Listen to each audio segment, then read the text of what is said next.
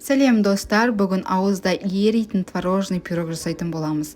Ол үшін бізге таза ыдысымызға жұмыртқамызды, қантымызды салып, жақсылап араластыратын боламыз. Сіздер венчикпен де араластырсаңыздар болады. Одан кейін үстінен комнатный температурада тұрған сары майымызды қосып, барлығын біркелкі етіп араластырып алатын боламыз. Үстінен ұнымызды, разрыхителімізді және де кішкене суымызды қосып қамыр елейтін боламыз. Толық граммдарын описание бөліміне қалдыратын боламын. Мінекей осындай қамыр болып шығу керек, жұмсақ. Біз начинкамыз дайындағанша салафанға салып холодильникке қоя тұратын боламыз. Ал бізге начинкамызға осын творог, қантымызды, жұмыртқа, қаймақ және де ванильді сахарымызды қосуымызға болады, бірақ міндетті емес. Барлығын қосып блендермен езіп алатын боламыз.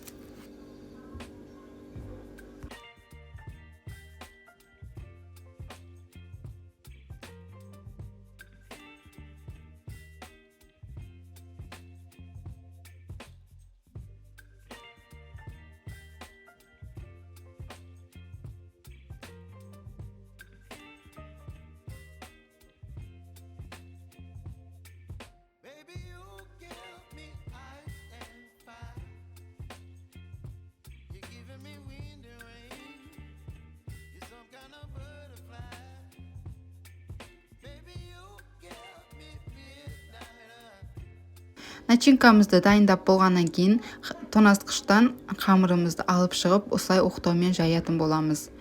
Жайып болғаннан кейін ыдысымызға, пирог істейтін ыдыстарыңызға осылайынан салып, шет-шетін жақсылап тегістеп алатын боласыздар.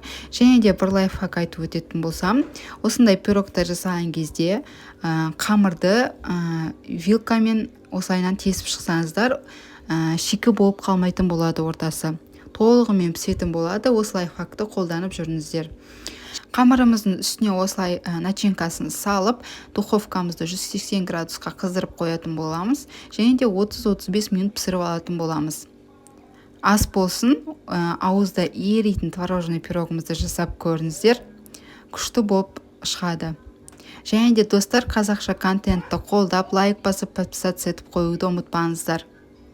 Мінекей толығымен пісіп шықты, ортасы барлығы пісетін болады. Өте тәтті болады достар, жасап көріңіздер. Ұнаса лайк басып, комментария қалдыруды ұмытпаңыздар.